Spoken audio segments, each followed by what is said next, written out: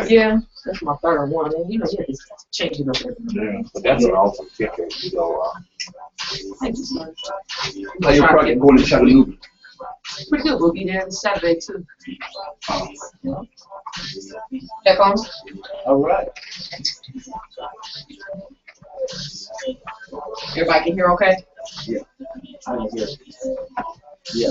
Do I do one off like you do? Oh, no. You good. You ain't got to do that. Then you found out. Uh-oh.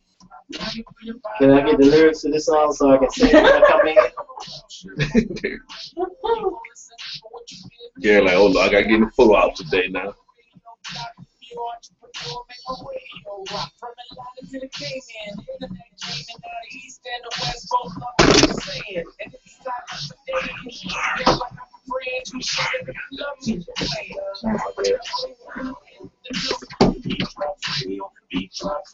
All right.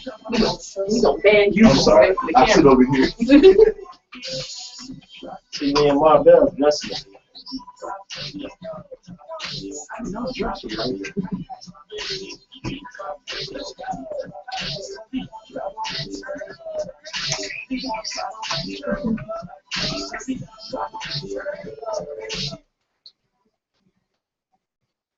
You are tuned into the Bianca Burwell Show on the TheBeatDropsRadio, your top 40 pop and R&B station, the new beat of Atlanta. I got a full house today.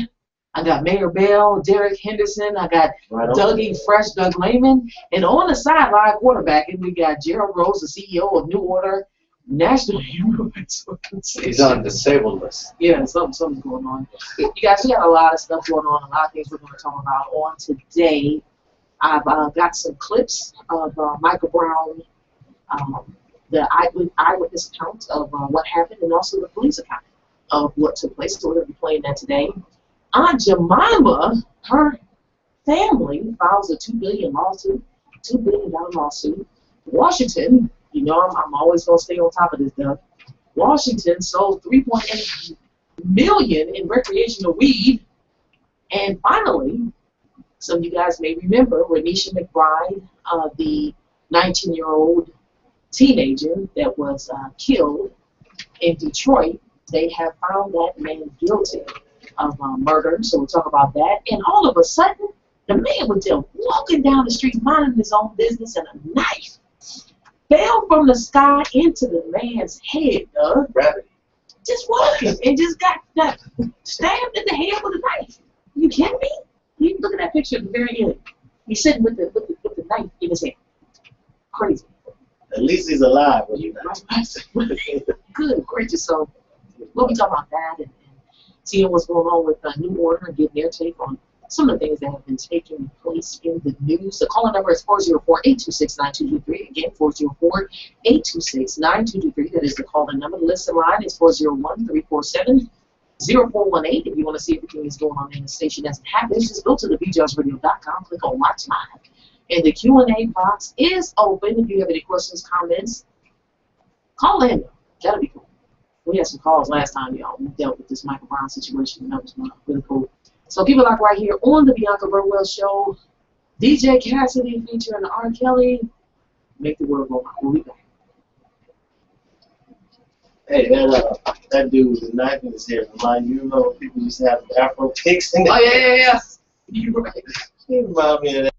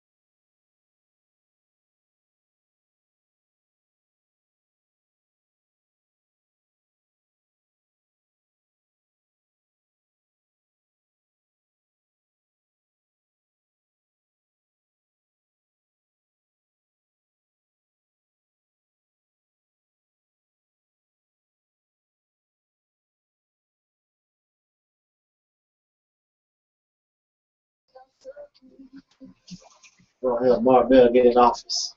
Uh-huh.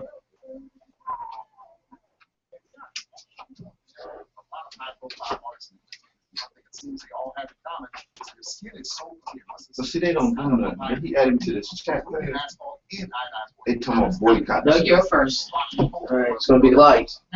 That's fine. It just seems like I'd rather do sports and then keep moving. No, James Jones, James elevating. Well, I was disagreeing with that, but I missed what you I said. said I disagree with that. Now, they do way more pull-ups. They do pull-ups. They don't do more than we do. Yes,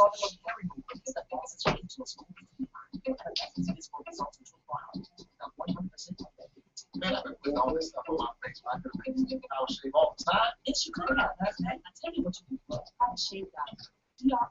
DRISH.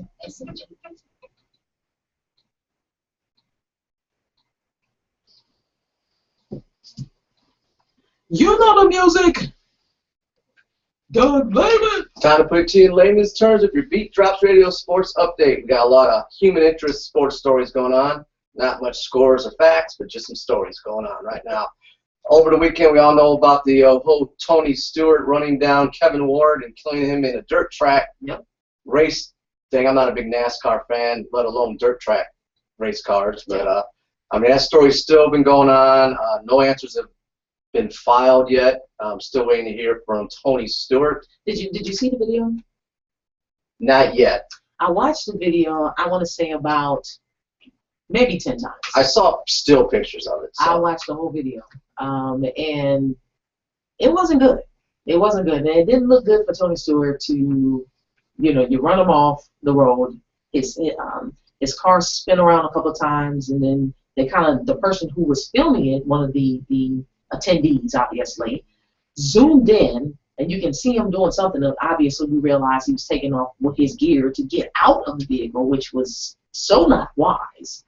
And then he came onto the track, and he was pointing, like he's going to confront him, but he's in a vehicle. You're walking on the track. Normally these guys, when they get in confrontations when they're both out of the car, they do all the finger pointing and all that. Right. But when one person's in a car, there might be changing the game. Yeah, it wasn't good. It wasn't good, and then it looked like it sounded too like Tony stepped on the accelerator, and that's when he hit him, and he flipped, and that was it. Now all the speculation was, one, he stepped on the accelerator to speed up to splash dirt on him, scared a young buck. I don't know what's good. I can't go. He hit him. I don't think he meant to hit him, but then I don't know. I hope not. We got a clip of it? Yeah, I do. I'll show it to you. But they say you speed up on the tracks to make maneuverability. I've heard every angle from it. If you different type of driving. If you guys haven't seen the video, I'm sorry, Doug. If you haven't seen the video, you can go on to the TheBeatDropsRadio Facebook fan page, and we have the video right there for you to watch it. Watch the full video. Yeah, and I guess Kevin Ward is the young man that passed away. His father, Kevin Ward Sr., wants answers. I'm So sure do a lot of people do. So it's a thing where, I don't follow the sport that much. I know that Tony Stewart is a little bit of a hot-tempered kind of guy that comes with fisticuffs. And he's not the only one. I'm not saying just limiting him, but there's others. What can you say? It's a risky sport, Yeah. But get out of your car. I mean, that whole road rage when you're on the road and somebody honks your horn at you. I want to get out, mess somebody up, but they got to be out of the car. It's just not wise when it's man against cars. You're not going to win. You're not going to win. Some good news on the NBA. It's official that Steve Ballmer is now the official owner of the Los Angeles Clippers. That deal has been closed officially Tuesday evening, so it's signed, sealed, delivered. He is now the owner officially of the LA Clippers. Donald Sterling's frivolous lawsuit's not going to go down. However, the NBA is counter. NBA is actually going to sue Donald Sterling now for devastating and I can't say the word, incomparable harm. They're suing Donald Sterling? Yes. They're now going to sue him. Wow. For the duress and everything that he made the NBA look bad. Exactly. Yeah. He made it look bad, and they lost money from it. Speaking of making the NBA look bad, rap, and I'm not going to say superstar, but Drake. He is a superstar. I like is Drake. Well, so that's up to that's your opinion. You're entitled to it. He's Canadian too, man. He's Canadian too. That's the other thing I'm not sure about him either. But he has a title as the global ambassador for the Toronto Raptors. He actually is part of the Raptors organization, and he's was, I guess, rapping if what you want to say of his auto-tune nonsense last week when he called out Kevin Durant saying, "Come to the Raptors." Well, when you're an employee of an organization like that, you can't do that. It's called tampering. So the league has fined the Toronto Raptors $25,000 unless they part ways with Drake as a global ambassador. Oh wow! So that's more developments on that story. Wow. Well, they should have taught him NBA policy before. They'll just take it out his check. No, and I actually like Drake. I actually saw him host the ESPYs. He did a good job. I think he did a good job. I like it. So I think he did a good They job. take that out his check though. Yeah. Well, we're gonna be able to pay you this week, Drake. Yeah, we that's got this okay. bill to I think he'll be okay though. I don't think he'll miss a meal. Yeah, he said he got so much money he don't even know how much he's paid. Yeah, it's just things that you got to do. You got to know what you got to do when you're a global ambassador. Absolutely. And speaking of being an ambassador and doing the right thing, Michael Vick has given advice to Ray Rice about making amends to the media and continuing his advice to Ray Rice after the altercation with his wife in the elevator. He said you need to continue to make amends every day. It's not a one-time apology thing. Wow. So Mike Vick sounds like he might be being converted to Christianity. He's always in repentance. Well, exactly. He basically said that, and that's what he's going to do. Now, earlier in the week, did you hear about the War Machine MMA fighter who's on the run after he beat his girlfriend up and fractured her face, 18 broken bones in her face, and she doesn't look like the same person she was before the abusive beating by this MMA fighter? No, it's national news. He's on the run. Nobody knows where he is, but his girlfriend, Christy Mack, ex-porn star of fame. Well, maybe there's a reason for the beating up. If she's an ex-porn star, she might have went back to her old life. This was his girlfriend. They're tatted up together, got tattoos, and all this crazy claiming property stuff. As I say, she does not look like the same person she was prior to the beating. I mean, the pictures were just released 3 hours ago. He was trying to kill him? I guess he didn't want to go back to her old job. There were at least 18 fractures in her face. I can't even imagine something like that. So that story, he's been on a run for a couple of days, but they finally released the pictures today. Wow. And so he's on the run. Nobody knows where he is. They're either thinking San Diego or Mexico. And his name is War Machine? War Machine. I don't know his full name right now. I can find that out for you. Oh, no. We don't. But the name War Machine. War Machine, MMA, Christy Mack. On some lighter news now, and we're almost closing out this segment in layman's terms. The NBA schedules are out. And for Christmas, you got a couple great games sitting around Christmas Day. You got the Heat play the Cavaliers Christmas Day. Are you serious? Well, they schedule this because they know it's a great time to, It's a great time. And Spurs against the Thunder. So get your popcorn ready. Christmas Day, watch some NBA. Yeah, I'll be rooting for Cavaliers. Yeah, that would be an interesting. That's a shame, isn't it? I'm honest though. I was following LeBron. Bandwagon. I was saying that Heat, but I'm a LeBron fan. And what else is going on? It looks like the Heat will get Kevin Love in that deal. It's already been the trade for giving up the two top draft picks. Wiggins and Bennett from last year are going to Minnesota for Kevin Love. He ain't LeBron though. He ain't LeBron. Yeah. No, they're getting Kevin Love. What are you trying to get to LeBron? No, I'm just saying. Who is LeBron? What? I don't understand. I mean, I'm saying, who else is LeBron? You got a couple people from Ohio in here. So, I mean, I think Kevin Love's a good pickup for him. I mean, that's cool. LeBron wanted Kevin Love. That's cool. That's cool. What'd you want, Durant? I want a powerhouse. Is what I want. So I would love to see. You didn't want to do the trade then? Oh no, I'm not saying that. Then what are you saying? I'm not saying. I'm saying I want to see Cleveland with the ring.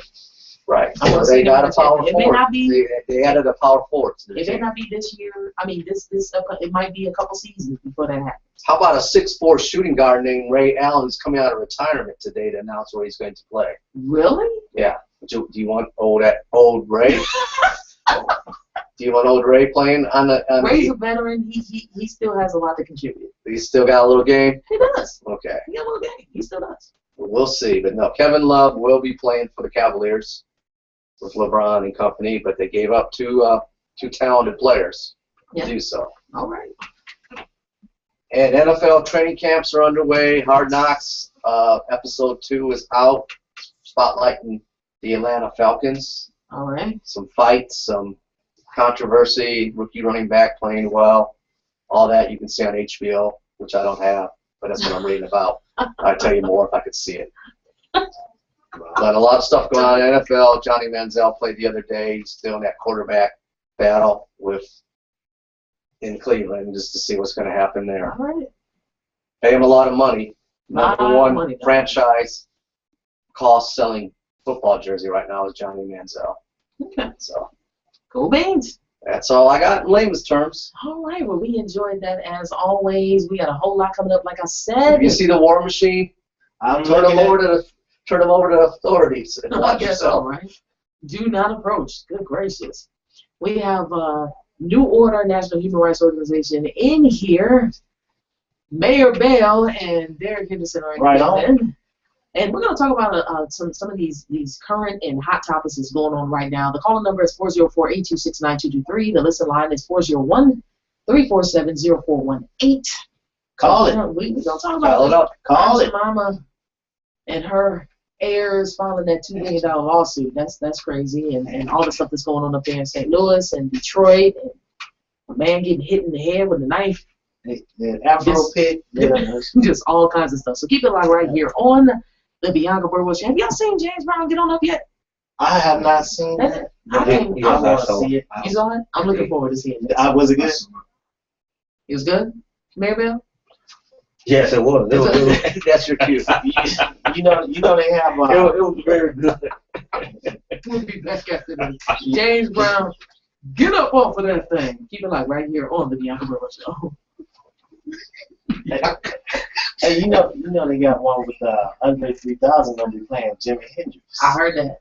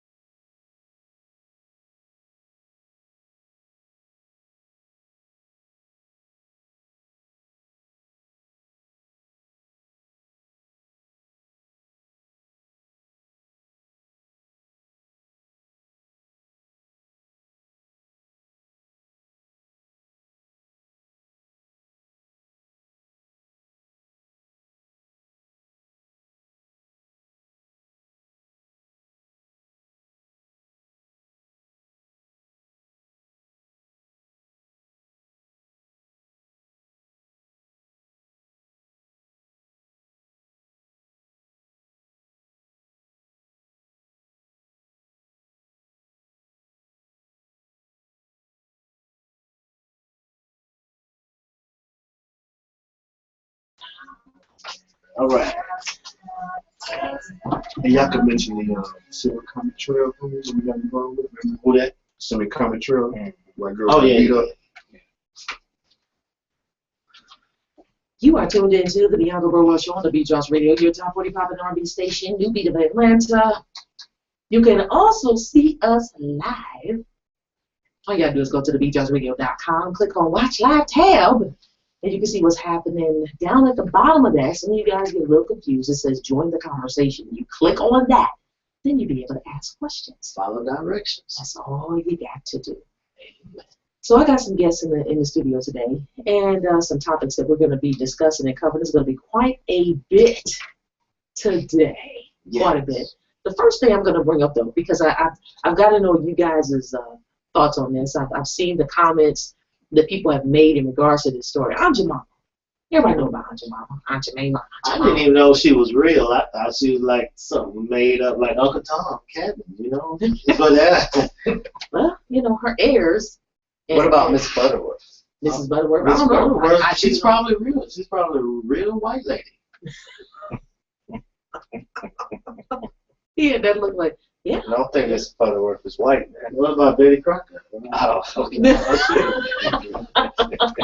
That is funny. Well, they're filing a $2 billion lawsuit. That's a lot of Pepsi and Quaker flapjacks. Oats. Yeah. That's a lot of flapjacks. Yeah, relatives. You know, they're like, no, man. You know, what they're saying is that on those brands, they have been denied their just due. That is their great grandmother, and she was a employee of Quaker Oats, and we're talking about a long time ago. Is this like back in slavery, post-slavery days? I think it's post-slavery, but still at the point where, you know, it's not like a lot of education or being able to read and understand what's so going on. would that be considered reparations? I think it was like 60 years ago. Man, yes, you're absolutely right. So that would. Did you read my notes?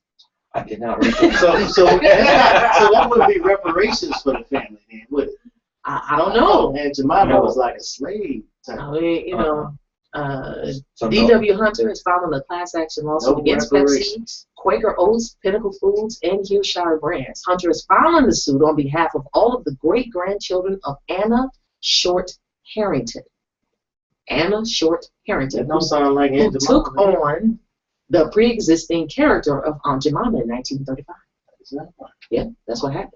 Hunter alleges that the companies conspired to deny that Harrington had been an employee of Quaker Oats, all the while exploiting her image and the recipes of hers for profit while refusing to pay an equitable fair share of royalties to her heirs for more than 60 years. Is that not crazy? Yeah, that's very crazy. And, you know, I think they should take that to court, you know, based on the time frame it was, you know, because Anna did not, at that particular time, she did not think about royalties. She didn't know anything about it. No, she didn't know anything about it. It's not like anybody was helping her out to tell them. Tell folks. There's a lot of folks who got their stuff just stolen. Yeah, and that's what happened. You know, basically they took her recipes, they took her image, you know, and said, "Hey, we're gonna take your picture." You know, is that all right here? Sign right here. I'm like, what am I signing? Just so that we can take a picture of you. Exactly. You know. I bet it wasn't even a sign. Just put your mark right there. Put an X right there. Yeah, put your mark. That'd be your mark right there. And we're gonna have your name all over the place. And we will pay you 10 cents extra a week. Right? Exactly. Now, this lawsuit was filed August the 5th, you guys. August 5th in Chicago. They're a little late, though. They should have been did that. Yeah. Exactly. And that's some of the people are saying, well, why are they waiting so late to do this? Yeah. And it could have been generations of, you know, we just might as well just leave it alone, or they didn't have somebody that just actually thought that they could really win something like or maybe at the last family reunion, they had a family meeting and be like, hey, we got a discussion. Wait a minute. Now, we should be eating pancakes for free. We shouldn't have to buy them. But you got to realize that it's not been that long ago since we really started getting educated in America. Business, royalties, how all this stuff works. I mean, just in the 60s, we still couldn't go to school and get adequate education. That's right, Mark. So it hadn't been that long ago. So this is the first generation that's able to think outside of the box. Right. Wow. Well, I think they should get what their family, that's part of their legacy, their family heritage, and it's in their bloodline, and they should be entitled to it, just like the heirs of those companies have benefited for so many years. That's right. And, yeah, I might need to see who I'm related to. Might have something going on. We might have invented some. Well, you know what? I'm going to tell you, Chitlins my or something. father has been adamant. My father, retired Master Sergeant United States Air Force. All right, well, thank him for serving. Indeed. And he's been going to Mississippi as often as he possibly can. My father, like my mother's side of the family, is from Georgia. Valdosta, Georgia is a homestead. Right on. That's my homestead as well. Mississippi is There we go again. Yep. my father's side of the family. Do you see the excitement every time I say Mississippi? I don't know why. I've been there. I don't know why. Oh my goodness! But what my father, he's very adamant, because what had taken place on his side of the family is because the family owned quite a bit of land in Mississippi, and a white family actually devised a plan and took that land, but that land had ample oil. Oh. And they knew this. Oh. And they took it from the family. And he's been having a very hard time tracking down. He has some other folks. I said, Dad, they are not going to admit at this point in time that they took. He said, we are rich. I said, I understand that. I'm glad I know Bianca, but you still married? Yes, I know. He's so funny. But but yeah, he's been adamant about that, and he is right. There are a lot of elders that are there in the community that recall. I'm talking about the older people that recall how things went down, what happened. And he forever reminds me, he said, you are the third generation out of slavery. You are. And he said, I represent the second. My mother is the first. That's what my dad was saying. He says a lot of things that took place, but we own a lot there. And he's been going back like pretty regularly. That's quite a heritage. And the thing about it is, it happened in my hometown, where black owned some land with some oil, and they was kind of tricked out of the land, because one of the interesting thing is that actually there's a lot of blacks with land in Mississippi. I mean, not just like 1 acre. Cause I know quite a bit. Yeah, I mean, my family on my dad's side had like 200 acres of land. I mean, it's, and then you go all around my city. You got a lot of black families that's got a lot of land, but most people don't realize that, that blacks back in Mississippi and probably Alabama also got a lot of land, but and throughout the South, Texas, Mississippi, Louisiana, blacks own a lot of land, and what they found out is that those areas were full with natural resources, natural gas and oil. Yes. And so when the whites found out that the government was paying people for this property and people were benefiting quite a bit from it, and they knew how the property run and everything, they started going to their black neighbors and sort of, for lack of better terms, convincing them to give up their property for a nominal fee, a small fee. Yeah, and so due to blacks not, the high literacy rate in the black community, they weren't able to do their own research, and this information should have been public information, but it was only given to a select few, and so here we have, this type of thing going on in the Deep South. So I commend your father on trying to track it down, because I bet that if he did enough research, it'd probably take a lifetime. He would find some type of lifetime right now. It's been a lifetime. He would probably find a legal loophole where something wasn't signed, or it wasn't quite somebody's signature. They kind of forged some stuff, and it could probably be proven, and he may get some things turned over. So I wish you all the best, and I commend you for it. Pops, he doing his thing. He just like, he is like, nah, as long as there's breath in his body, he is not letting it just go like that. Absolutely. It's a valiant effort, and we should be tracing our history and our family legacies like that. We should be very diligent, such as your father. Well, thank you. I commend, this family here because, a lot of people had a lot of derogatory comments about Miss Harrington's family. Why you wait so long? This doesn't make any sense. But just going back, just looking at just American history. Right. We look at it for what it is. Like, you gotta weigh it out. We're not talking about, Just go back 50 years. That's it. You got a lot of stuff that has taken place. So and you're probably right. Both of you guys are probably right. They had the family reunion and said, you know what? We need to do something about this. We need our money. It's my money, and I want it now. Somebody broke. I don't have a job. Yeah, somebody broke right now. I'm trying to need our money. I'm trying to work, and I just can't make it happen. You know what? That's our great grandmother's picture right there. Right. Everywhere on shelves of every grocery store, even Aldi's. Exactly. And you know what? And your mama might get slick and say, "Oh, well, we changed that picture a few years ago. So that original picture that was your guy's great grandmother, we don't even use it no more." Yeah. They might get slick. But that picture, that face is the icon, and that's it. And that first picture down there, that's the one they face use. is the icon of. Is that the original one? I can't say Is that the fixed up one? But that's more either way, that original one had that scarf on. Yes. Yeah, the original had a scarf Yeah. on. But either way, it was an idea taken from the original, and it needs to be, paid for. Yeah, it needs to be paid for. You know what I mean? I'm pretty sure underneath that scarf, you saw that. You prefer the instant ready whip Aunt Jemima? Pancakes, waffles? I mean, Yeah, probably so. yeah. And water. Considering the fact that Mark Bell is an eligible bachelor and cannot cook, he needs everything. Well, see, I like to think I can cook green, peas, You cooking green? cabbage. You working it out? I'm from Mississippi. He said, don't get it twisted. I'm from Mississippi. Mississippi. Cornbread.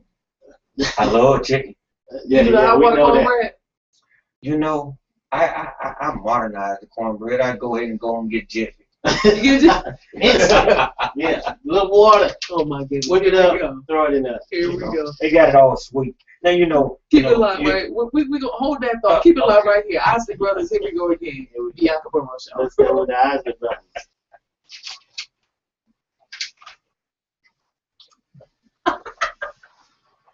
I like this one.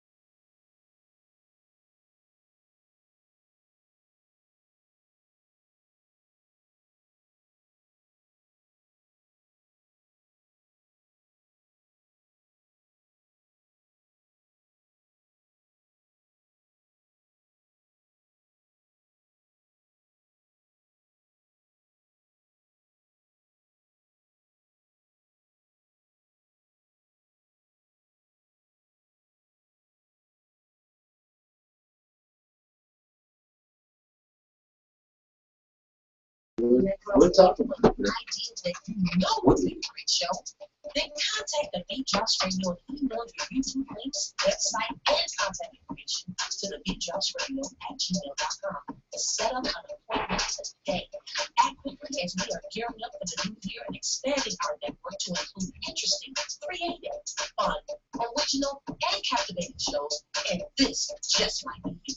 We are a family-friendly, top 40 pop and R&B station located in the Atlanta metro area. Now, if you don't live in the Atlanta area and have pre-recorded shows, we have time slots available for you too. Don't delay and email TheBeatDropsRadio@gmail.com. My song, Make It Out This Town, is about being odds. So with big brothers, big sisters. Low income, too many kids, especially boys, are still waiting for a bid. Volunteer or donate. Start something. Act again. Learn more at Big Brothers, Big Sisters.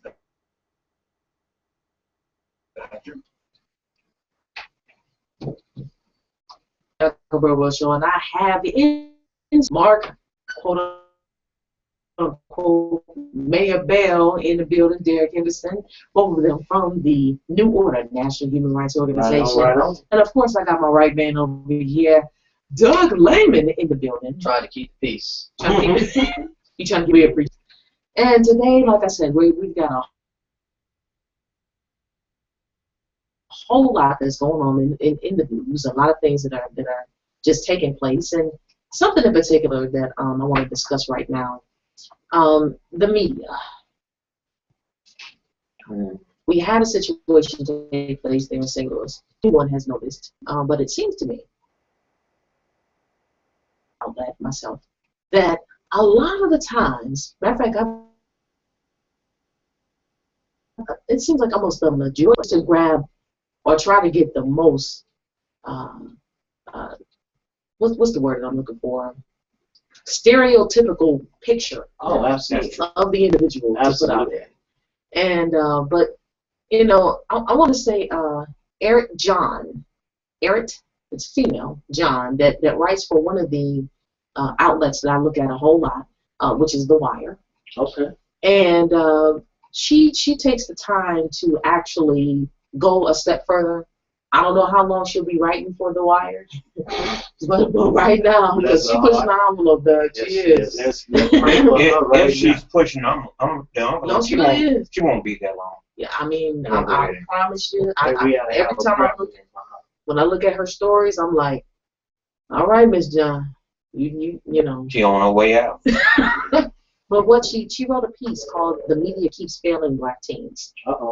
And you know, she put up one of what she dubs the least popular photos of the protest that took place after the situation with Michael Brown and them being very upset with the 18-year-old Michael Brown. If you guys haven't heard about it yet, I'm pretty sure you just haven't been watching the news. It's been everywhere. You've been under a rock. Yeah. And now he would have started college this week. You know, he did graduate from high school, and he and a friend of his were walking down the street in their neighborhood there, suburb Ferguson of St. Louis, Missouri. That's what took place, and a police officer came along, and from that point, there are two different stories that we hear. Matter of fact, I'm going to switch this up a little bit because I was going to read a little bit. Have y'all heard the account of either side, the eyewitness, Michael Brown's friend that was with him during this whole situation, and what the police account is? Have you heard it? I heard the friend's account. You heard the friend's account? Have either one of you all? No, I heard CNN's account. You heard CNN's account? Mm-hmm. Okay, well, here's what I'm going to do. Let me go ahead and cue this up. I'm going to, we're going to stop this music right here because I want you guys to hear it. I'm going to play Michael Brown's friend, Dorian. Dorian Johnson was an eyewitness. In other words, he was with him. He was Michael Brown's friend that was walking with him during this whole situation. Okay, so we're going to go ahead and play that real quick. If y'all bear with me, keep it right here. We're going to play this right now. We was walking down the street, in the middle of the street, and we wasn't causing any harm to nobody. We had no weapons on us at all. We just walking, having a conversation. No cars were blowing at us or honking at us like we was holding up traffic or anything like that. The police officer squad car pulled up, and when he pulled up, these was his exact words. He said, "Get the F on the sidewalk."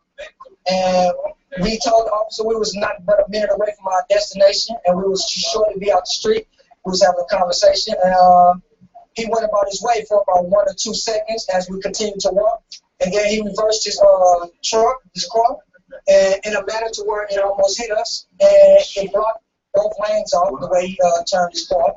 So he pulled up on the side of us. He tried to thrust his door open, but we were so close to it that it ricocheted off us and it bounced back to him.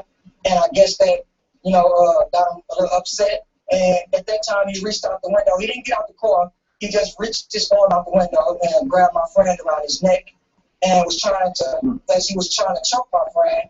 And he was trying to get away, and the officer again reached out and he grabbed his arm to pull him into the car. So now it's like the officer's pulling him inside the car and he's trying to pull away. And at no time the officer said that he was going to do anything until he pulled out his weapon. His weapon was drawn, and he said, "I'll shoot you. I'm going to shoot." And in the same moment, the first shot went off. And we looked at him. He was shot, and there was blood coming from him. And we took off running. And as we took off running, I ducked and hid for my life because I was fearing for my life. And I hid by the first car that I saw. My friend, he kept running, and he told me to keep running because he feared for me too. So as he was running, the officer was trying to get out of the car, and once he got out of the car, he pursued my friend, but his weapon was drawn. Now, he didn't see any weapon drawn at him or anything like that, us going for no weapon. His weapon was already drawn when he got out of the car. He shot again, and once my friend felt that shot, he turned around and he put his hands in the earth, and he started to get down, but the officer still approached with his weapon drawn, and he fired 7 more shots, and my friend died. I've never heard that in my life. Okay, now that was, like I said, Dorian Johnson, given his account of what took place. He was walking with Michael Brown. Now this is the police's account of the same situation. A Ferguson police officer had an encounter with 2 individuals on the street. In fact, one of those individuals at the time came as the officer was exiting his police car, allegedly pushed the police officer back into the car, where he physically assaulted the police officer. It is our understanding at this point in the investigation that within the police car there was a struggle over the officer's weapon. There was at least 1 shot fired within the car.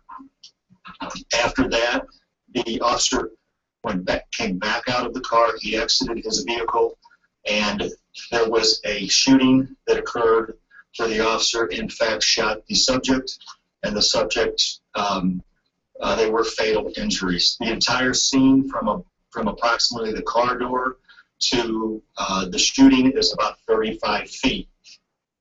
There were shell casings recovered. The shell casings are all matched to 1 weapon. That's the officer's weapon. There were more than a few shell casings recovered. I cannot say at this time how many times the subject was struck by gunfire. It's hard to know. It was more than just a couple, but I don't think it was many more than that. Yeah. Okay, now, so we've heard both sides. Okay, we've heard both sides of the witness, Dorian Johnson, who was with Michael Brown, and of course, who we just heard the police officer reference 2 individuals. At this point in time, unless it's changed as of today, as of yesterday, the police still have not brought Dorian Johnson in to get his account of what took place, of the incident that took place. Now, as an eyewitness, they have not gotten his account. They have not. Okay. As of yesterday. Now, that could have changed it. Has anybody heard anything any different? No, I haven't heard anything. There are no new developments. Okay, I just wanted to make sure. On my iPhone. On your iPhone. Now, of course, his mother, just extremely distraught because, you know, I don't know any teenage. Yeah, it was. I also pulled up videos for my children. I don't know if you guys do it, but I do it. anytime something is taking place, I sit my children down, both of them, my son and my daughter, and show them these things that take place and how we must behave ourselves, how we must be conscious of how we're perceived by others, you know. And I mean, my son has to be the most aggravated of all, because he said, this just doesn't make any sense. And I said, well, son, it doesn't. However, you know, I want you to make it to adulthood. And, you know, there are things that you just cannot do. And it's unfortunate, but I have to have those conversations with my son. You know, I said that you do not walk around. First off, we didn't raise you to have your pants sagging off your behind, so that is not permissible in this household. You will speak proper English because that's what is permissible in this household. You will attend school. Do you understand what I'm saying? And you will treat women with respect. Now, if somebody is acting a fool, then you know, I mean, that's just how we do it. And he does have his father in the house, you know, and there are things about being a man that I cannot teach him as his mother, you know. So my son is just, he watched all of this. He put his head down and he just went in the other room. Because, you know, he was like, man, because even if we're about to go into a store and he's got his jacket on, he likes hoodies. Right. I liked hoodies when I was his age too. I don't know any of us that didn't. I said, but at this point in time, it just looks too threatening. So you got to take your hood off. Yeah, you might get shot walking around with a hoodie. Just saying, you know, I want to see my son graduate, get married, and become a father. Do you understand what I'm saying? But unfortunately, we've got to have these conversations, and you know, so that we want to see our son grow up. Well, you know, one of the things about all of this that's going on, and one of the things that you have to have New Order out there being the watchdog, because you know this is it's a problem. It's a real situation. It's an epidemic that's going on, and just as I was talking with Gerald, president of New Order, I was talking to him about, you know, it's time out for talking to the chief of police, time out for talking to the mayor. They're not doing anything. So at this point, you have to hit the corporations, you know, Anheuser-Busch. That's one of the major corporations in Missouri. Is it? You know, Anheuser-Busch is huge. Yeah. And so what you got to do is you have to place sanctions. Now, sanctions, when I say sanctions, I mean boycott. But since America understands sanctions now, they do it all across the world. You know, they got sanctions on Russia right now. So since they understand that language, so that's the language you got to use at this point. Well, we're going to sanction Anheuser-Busch. And once we start doing that, and if Anheuser-Busch buckle, then they're going to go and talk to the public officials, mainly the state attorney general. That's the major law enforcement shot caller in the state. So when you talk to him, he has to hold the chief of police, the sheriff, he has to hold them accountable for their renegade cops. That's how you get because we just can't keep going talking to the chief of police. That's not working. You know, we can't hold rallies, we can't hold protests. That's the 60s. White America has learned how to adjust to the rallies. They learned how to adjust to the protests. But they haven't seen sanctions in a long time. It's been a boycott. It's been a long time. A boycott. Yeah. It's been a long time. Now, I do want to point out to all the listening audience that when this situation took place in St. Louis, there were white, black, Hispanic, all of them standing together, you know, in protest of the situation. I don't want anybody to be misguided and think it was just a whole bunch of black people. It wasn't. It was all kinds of races. Everybody was out there saying this is ridiculous, it's a tragedy, and something needs to be done. So I just want to put that out there. But they have to do more than just yell and scream. That's not true. Because when you yell and scream, white America has adjusted to that. They fact that about it, they encourage a protest or a rally. And because it's specific. It's not going to go beyond that. it's almost like 3 or 4 hours, and you're on an emotional high. You leave there, you rally and protest for an hour and a half. You leave there, you go home, you talk to your friend, and be like, I just came from this protest. Guess who spoke? Then when that hour and a half go by, then you think about it for another hour or so. Next morning you don't talk about it. So that's at this point, rallying, protesting, it's not making a difference. So now we got to do something different. I agree with Mark. The rallies and protests is almost like a venting session. They let you vent, and then you go home, and it's business as usual. But one thing we have to remember is the law enforcement agencies work for the taxpayer. And so when the sheriff of a county is appointed, he is elected by the people. And for some reason, a lot of these county sheriffs, they get a God complex because they get a lot of power. But they are still elected by the people. They're still paid by the taxpayers. And so we as taxpayers, I believe, need to hold them to a higher standard and say, or there needs to be some laws. We need to put pressure on these lawmakers and say, if he's not doing his job, then he needs to go, even if it's in the middle of his term. If there are things like that going on. So as we just heard in the police report, the spokesman for the police department was trying to really be careful with his words because he didn't want to incriminate his officers, and he didn't want the police department to look bad. But the truth of the matter is, you had another teenager who saw it with his own eyes and who gave a play-by-play session of what happened, where the spokesperson said, well, we saw more than a few cases, and we know there were a couple of shots fired.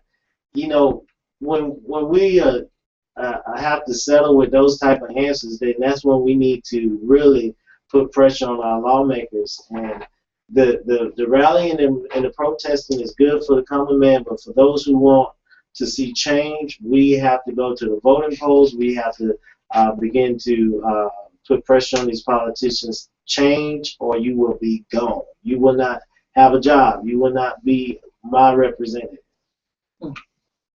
Fact about it, they need to, when something like this happens, the state attorney general needs to tell the chief of police, the sheriff, also the one that's doing the training of the police officers. If this continue to happen, you guys will have to go to court also. And so when you start holding them accountable like that, they're gonna.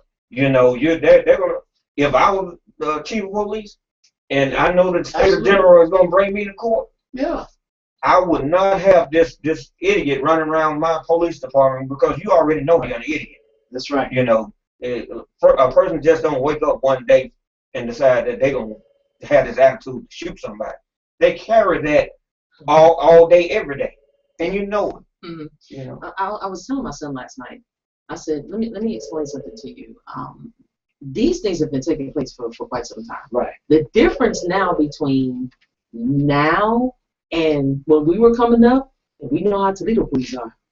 Technology is these phones that got video cameras. This is a computer. It's a camera. Different situation now. Now it's not just a matter of he said, she said, and then they go with the police report. It's you know what?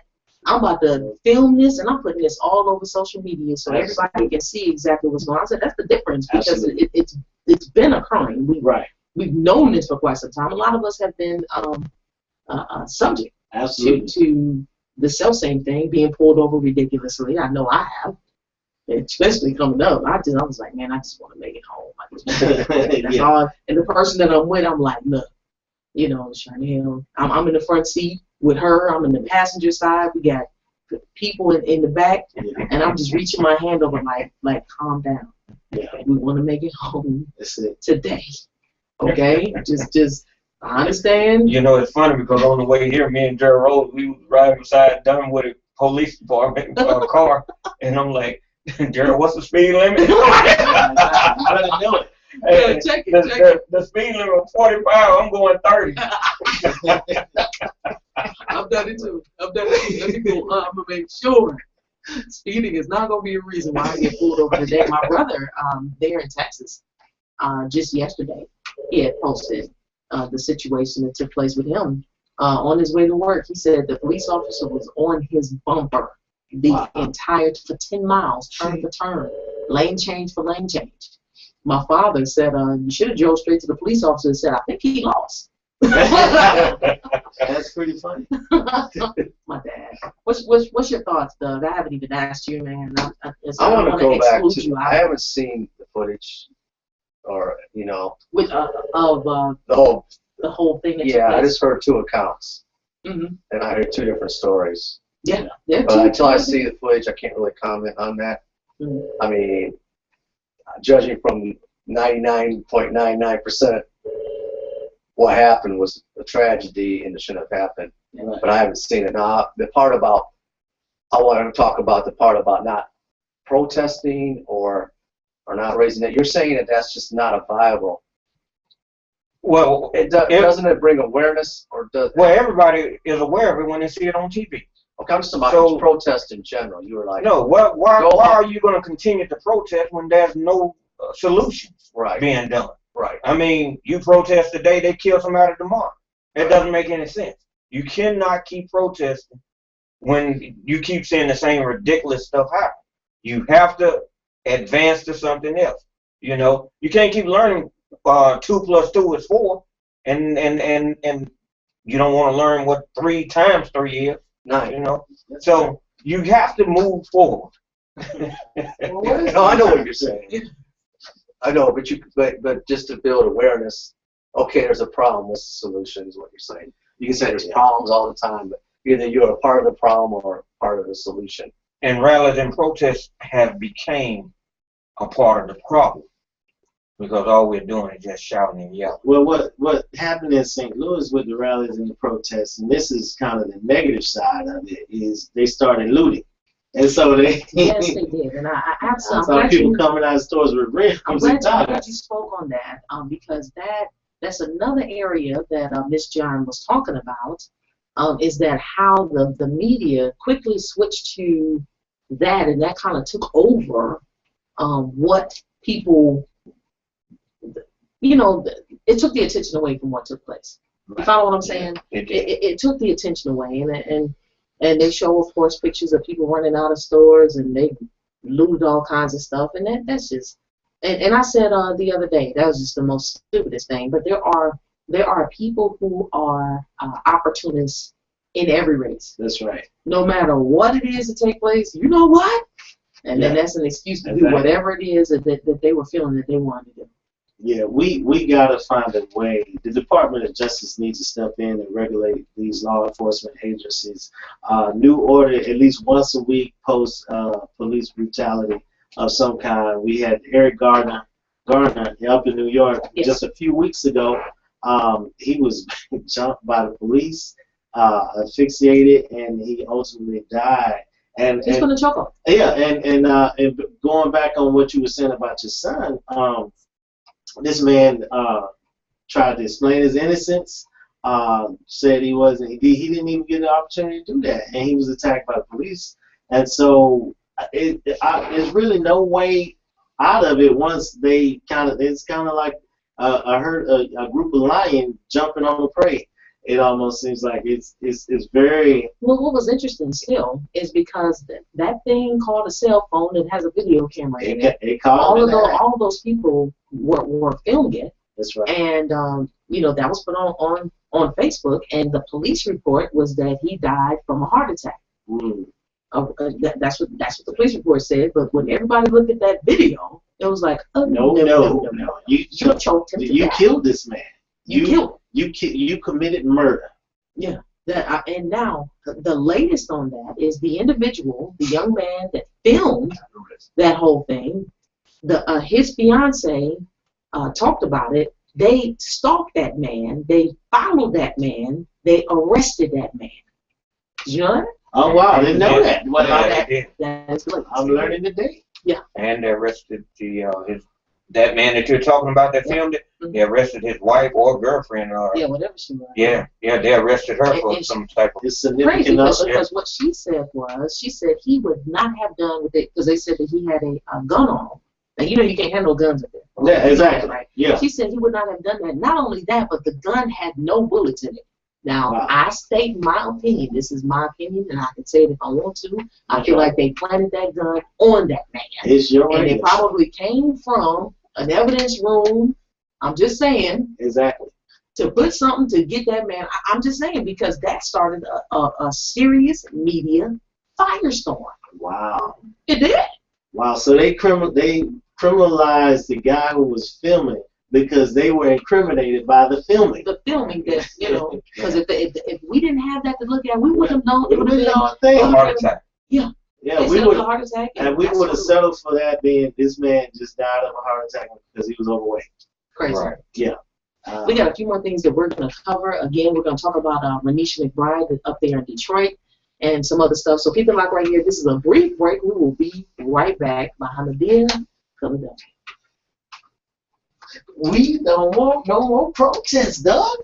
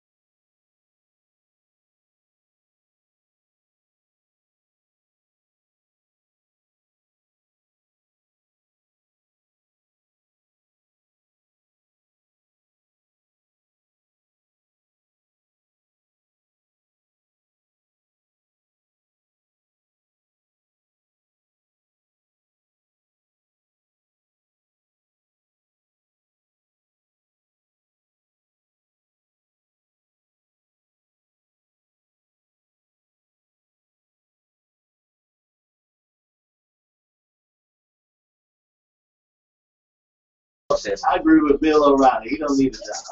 No, he don't need it. Nope. He be working in the store and So have a yeah, bag. he won't deal with nothing. He need to be a bagger in public. Yeah.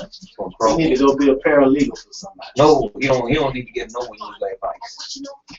No. And you go back and work the program as a bagger. Let him bag my brother. That's what I was doing. Now, if you don't live in the area, we have time slots available for you too. Don't delay and email. Ask him which stack is better to hold the food. I bet he don't even know what the Constitution is. You are tuned into the Bianca Burwell Show on the TheBeatDropsRadio, the top 40 pop and R&B station, the new beat of Atlanta. The calling number is 404-826-9223. Again, 404-826-9223. The listen line is 401-347-0418. If you want to see everything that's happening as it happens in the station, go to TheBeatDropsRadio.com and click on Watch Live. Yeah, it's live radio. So, as we were talking about previously, we were talking about Michael Brown. Maribel's over there cracking up with Michael Brown, but there is a situation that took place in Detroit. Okay, Detroit homeowner. They have now found him guilty of second-degree murder in the porch shooting of Renisha McBride. Wow. Now, Theodore Wafer, he's a Detroit homeowner, obviously. He shot and killed 19-year-old Renisha McBride on the front porch of his house last November. All right? Now, here's what took place. She had been drinking, got in an accident, and she was going to find help. Sounds very similar to the Florida FAMU student that was in an accident, and he was trying to find help, and they ended up gunning him down. That's right. Okay, so she goes and she knocks on the door, and what Mr. McBride does, well, excuse me, what Mr. Wafer does is he grabs his shotgun. That's what he did. He didn't ask, wasn't, anything going on. She had turned around and was walking away from the porch, and he shot her in the head with the shotgun. Oh, wow. 19 years old. Wow. Killed her. Now, what he said is that he thought that McBride was trying to force her way into his home in Michigan. Individuals are allowed to use deadly force if they honestly and reasonably believe that someone is trying to break into their home. Now, he called 911 after he had already shot and killed her. Said that she was banging on the door. That was it. And he just went ahead and shot and killed her in the head, shot her in the head and killed her. Shotgun. And family's account is, part of her face was blown off. Yeah. Wow. So the defense also pointed out that McBride had been drinking and smoking marijuana, which makes no difference anyway. No. She was going for help. Now, prosecutors, along with McBride's family, argued that she was a victim of racial profiling. McBride was black and Wafer is white. She was also unarmed. The case garnered comparisons between Trayvon Martin and others, Absolutely. and that stand your ground situation. So in court, Wafer testified that his response was a gut reaction. It was devastating, he said, this is according to LA Times. This poor girl, she had her whole life in front of her, and I took that from her. That sounds crazy to me. I don't know about you guys, but,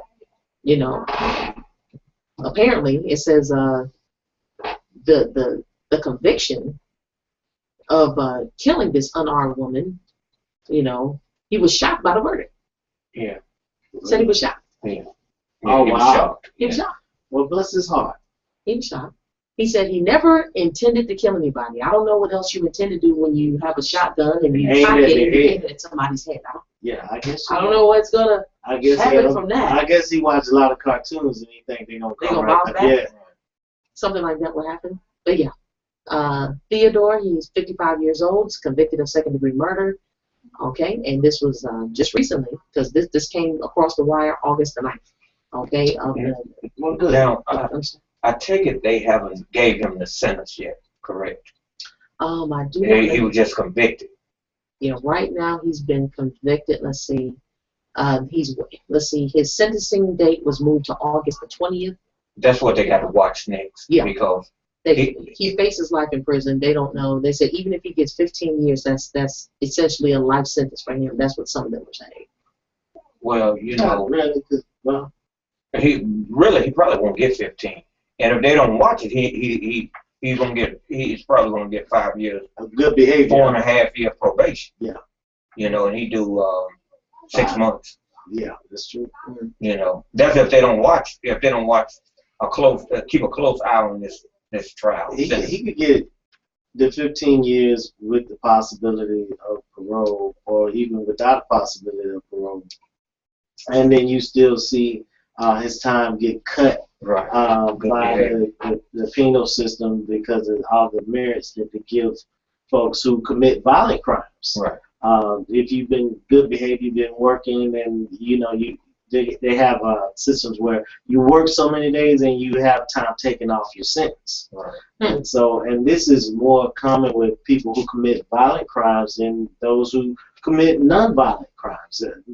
A lot of folks who commit non-violent crimes serve much longer sentences. Yeah, why is that, I wonder? Well, I just always wonder, you know, like. Because the folks who commit non-violent crimes probably are a little bit more threatening than the ones who don't. But, you know, it doesn't make sense to me either. But they have those type of merit systems in the prison system. And how do I know? I've never been to prison. But I have two uncles who have been. I have one uncle who have murdered twice on 2 different occasions, and he served less than 10 years in both cases. So, and he got out on the merit system. So let me ask Derek this. This is in the state of Florida. Yeah, with this merit system, it's a cycle of getting the violent criminals back out in society so they can go right back into the prison system to make more money. Yeah, it's kind of, you know, the prison industrial complex is a form of slavery. So that's to answer Bianca's question. You know, is that whole thing, which is another subject for another radio show, and it being the modern day slavery for people who commit nonviolent crimes. But you know, it's a recycling process. They want you to come back, you know, and you know, make them some money. But it's still the thing that the violent crimes, I don't understand how that works. But for some reason they do. These people who commit violent offenses, they can show slight signs of rehabilitation and recovery, and they get paroled out, and they get merited and have time taken away for doing, you know, certain jobs and good behavior. Doug, we don't want you to fall asleep over there. I'm hearing you. Man. Yeah. So that situation there in Michigan, that's pretty sad. Yeah. He was absolutely right, and I'm glad he had some time to reflect that the young lady did have a whole life ahead of her, and he took that away out of whatever anger and hate he felt at that moment. If she was walking away from the door, she was not trying to force her way into not this at all. house. And what the police said is that there was no signs of any type of forced entry or any attempt to do so. He just opened up the door, and her aunt has been the most vocal on this, and she said in plenty of interviews, what she said was, do you think that if that was me, that if I answered my door and just shot somebody's head off, that I would be sitting at home? Because, you know, after the situation took place, he bonded out immediately. You know, he was sitting at home. She said, do you think I'd be sitting at home? So I guess this is a clear message that if you have a wreck or your car quit, don't go to nobody's house. Don't go to nobody's house because you're going to get shot. You're going to get shot and killed. Man. You cannot ask for help, that's for sure. Oh my goodness, I better get my truck fixed. Yeah, you got car problems, buddy. You better make sure your AAA is good. If you got OnStar where you can, you know, press the button. For those of you all that don't, hopefully your cell phone is charged up because. Well, you don't want to call 911. You're gonna get shot too. Yeah, exactly. So I don't know who you can call. Who can you call? Can't call 911. Let them call. And if you call I don't know. You better You better call on Jesus. Yeah. He'll answer. They tell me he'll answer. And maybe send a lightning storm to light up the sky. Because that might be your last prayer anyway. So you want to make sure you make it in. Yeah, we joke, but this is a serious situation. Absolutely. It's just taking place all over the United States, and you all, New Order has brought my attention to a lot of situations that's taking place right here in Atlanta and abroad. And I really do appreciate you guys taking the time to come over and chit chat with us and let us know what's going on in the community. Well, we love you, Bianca. I appreciate y'all. That's why I have you guys. We love you, and we love what you do, and we're just glad we get somewhere and talk. Definitely, the door is always open here at the TheBeatDropsRadio. On a lighter note, I have to mention this. Washington. Now, you guys know how I feel about medicinal marijuana. And we've had this conversation on many a day. It's for medicine. Medicine, yeah, medical purposes. There's a lot of things that medicinal marijuana does address. But now, this isn't medicinal, but Washington, they approve for recreational weed. But apparently, $3.8 million is what they sold for recreational weed just last month. Well, I'm in the wrong state and in the wrong business. Yeah. Now, this is during its first month of recreational pot sales, netting the state an estimated $1 million in tax revenue. All right? That's especially impressive considering how low supply that they had, and they ran out of the product in 3 days. You better get the planting some weed. The state hopes to make $122 million in tax revenue over the next 2 years. Since January, Colorado has collected about $34.9 million in taxes from both recreational and medicinal marijuana. Just wanted to throw that out there. So yeah, they like Derek Henderson said, they gonna have to plant some more weed. Well, back in my hometown in Mississippi, they had Ole Miss has a weed growing field. It's for research. Yeah, at the university. Medicinal purposes. Yeah. Well, I guess they'll start importing it from other states too that also legalize it, and so you have imported out of Florida, Colorado, California. We're gonna have You are funny. Washington imposes a high 25% tax on each step of the marijuana train, from grower to processor to seller, while Colorado's excise tax is only 15%. At the same time, Colorado had less of a shortage problem, which is why it made $2.1 million in taxes from $14 million worth of first sales. So I just had to throw that out there. We got one brief break, and then we'll be right back, and it'll be our last segment. We'll be back briefly. Yeah, definitely. Kim, what would you say? Keep it live. Wow.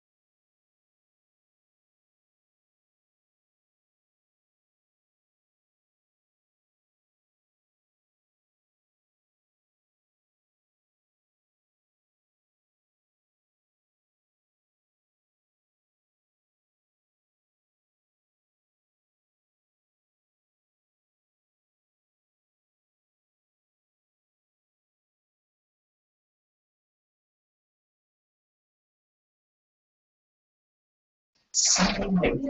Inspiration. All right, y'all, this is the last one. Radio, 9 a.m. Make sure you tune in. Download the TuneIn app so you can take it wherever you go. With the app, right here on the station, stream We gonna win the gospel. Make sure you get that inspiration that you need.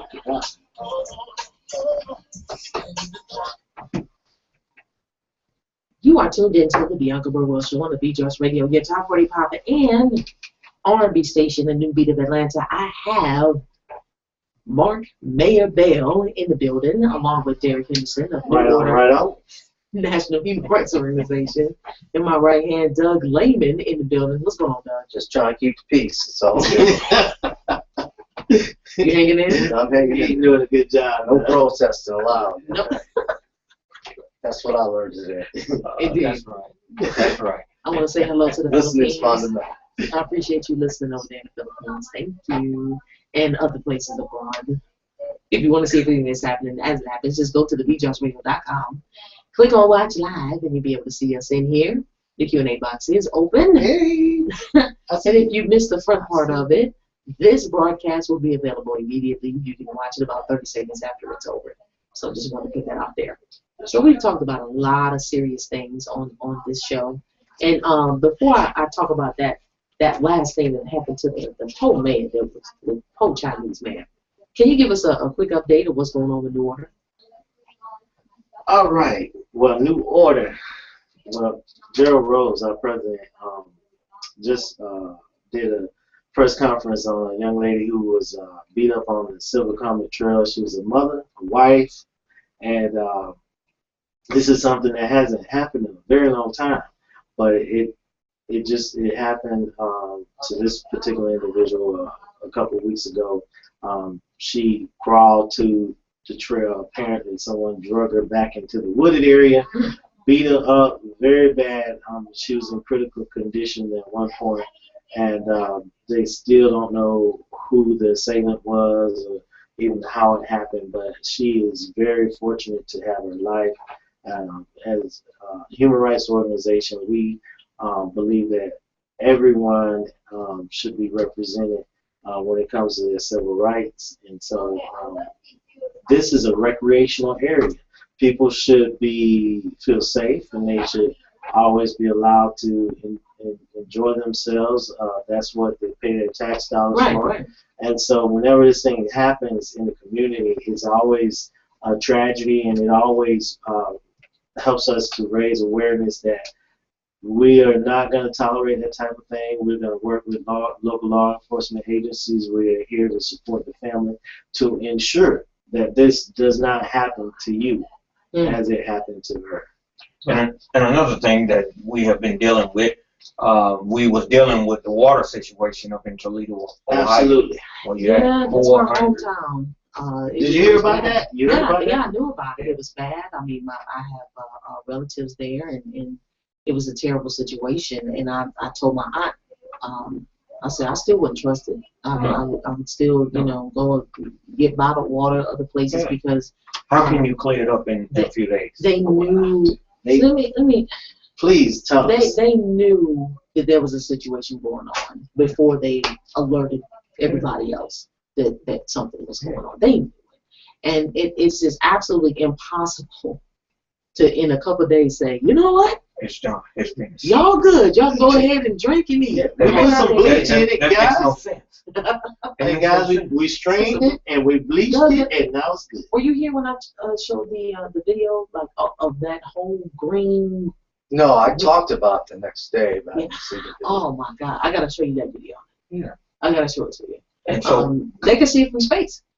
And wow. Awesome. Yeah, there was a serious overgrowth of algae in Lake Erie, and they knew last year. They knew that it was going to be an extensive amount of growth this year, and there were no warnings or contingencies put in place. The people got a phone call, robocalls, and notices at 3 a.m.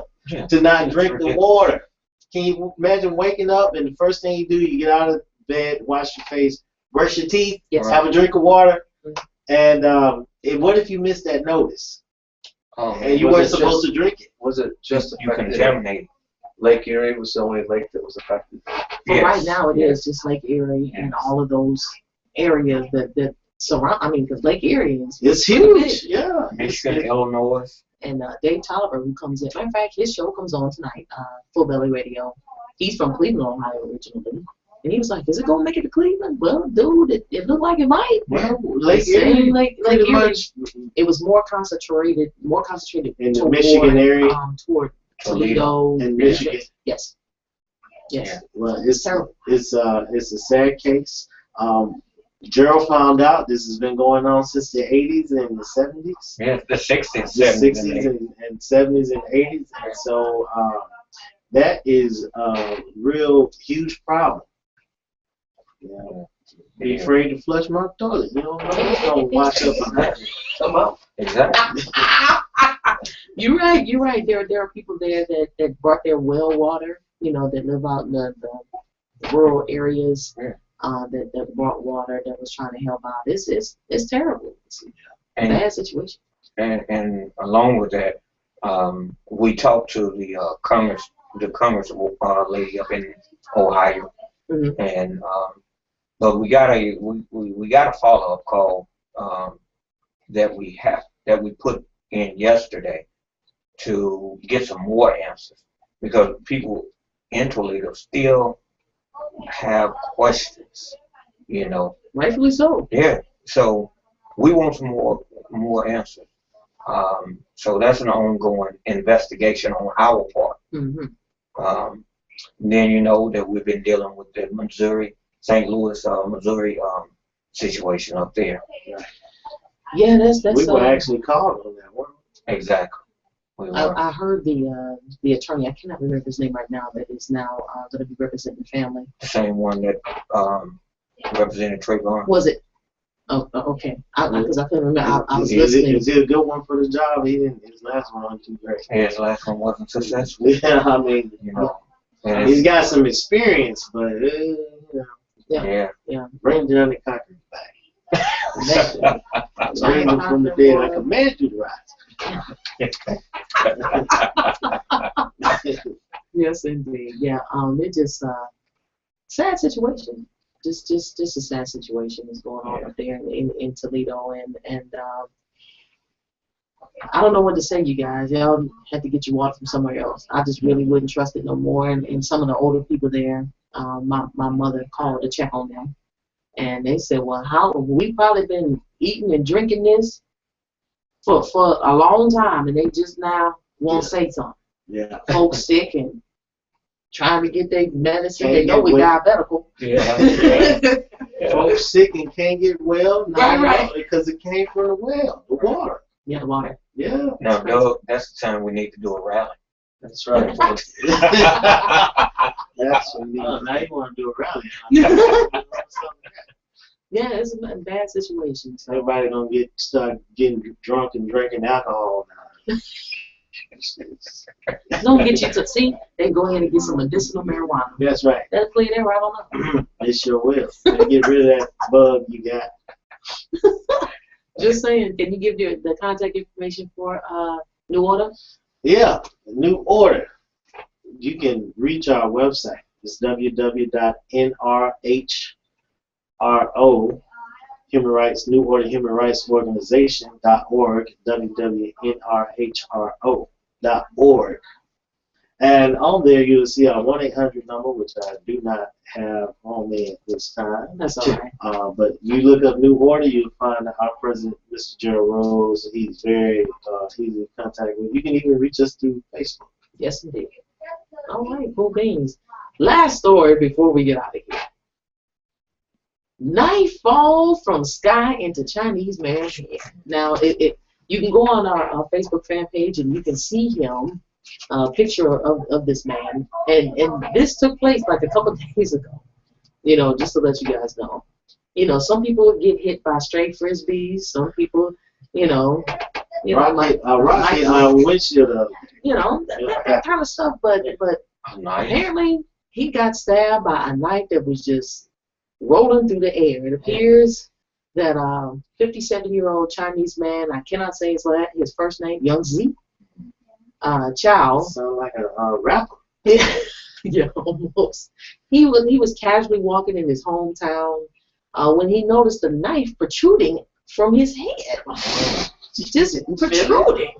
So where did the knife come from? Apparently, child was walking underneath a high-rise apartment building. Okay, the knife fell from an 8th floor balcony in what was to be like one of the worst cases of timing ever. Yeah. Wow. It's got to be, because what in the world? You just walking? Child said that he felt a very heavy weight before bystanders pointed out that he was bleeding. They're like, you bleed. Hey. You're like, what? He just felt a heavy weight. He walking. Ooh. I'm sorry. That's got to be. He said it hurt a lot. That's what he told. He told the station from the hospital. He said he cried out, my head hurts. But I don't know what happened. Only hours after. I'm sorry. Oh, this is so not funny, but it's. Man, the crazy stuff happened in China. They need a rally. Is that what it is? But only hours after the incident, doctors were able to remove the knife from his head. Chinese publication reported. So police said the knife had been knocked over the ledge by wind. By wind? Why is your knife right on the ledge of an open window? Wow. I'm just saying. So right now he's currently in stable condition. So y'all be careful now. Walking in China, because you might get a knife. Get a knife in the head. Get a knife in the back. You gotta watch your head. You know that ain't gonna happen to black people. We particular about our heads. Yeah. I'm sorry. We'll miss that. Oh my gosh, that is the funniest ever. I'm sorry, it's not funny, but it's funny. Y'all be careful. Optics is falling. Yeah. Just be careful when you're in China. You know that. Good gracious, we appreciate everybody for hanging out with us today. And if you haven't done it already, please make sure you like us on our Facebook page. Go to TheBeatDropsRadio.com. You'll see the F right there. Take you directly to our Facebook page. Click like. After you click like, you can suggest it to your friends. So do that. Suggest. Follow us on Twitter at BeatDropsRadio. And also, my Instagram handle is Bianca_Burwell. That is my Instagram, Bianca_Burwell. Make sure to connect with me on there. Dougie Fresh. You can check me out through TheBeatDropsRadio.com or One Man Hype Machine on my YouTube channel. That's not real cool, bro. Or SocialSellingTV.com or this or that. Just Google me. Don't forget, tickets are available right now for the Acoustic Cafe experience that's going on in Chattanooga, September the 6th. 4 to 8 p.m. Tickets are available right now. I want to There be are there. early bird tickets. It's very few of them that are $12 right now online, so make sure you go there. If you don't know how to get there, just go to TheBeatDropsRadio.com. Click on Buy Tickets to take you directly there. And we have pay-per-view tickets available too, because we will be streaming and broadcasting live directly from Mocha Restaurant and Music Lounge downtown Chattanooga. So we are excited. Keep it locked today. We got 7 to 9 p.m. Full Belly Radio. Dave Tolliver, L. Garth, and Jay Millie will be in the building. We appreciate you guys for hanging out, and we'll see you guys tomorrow. Jay Millie for shizzy.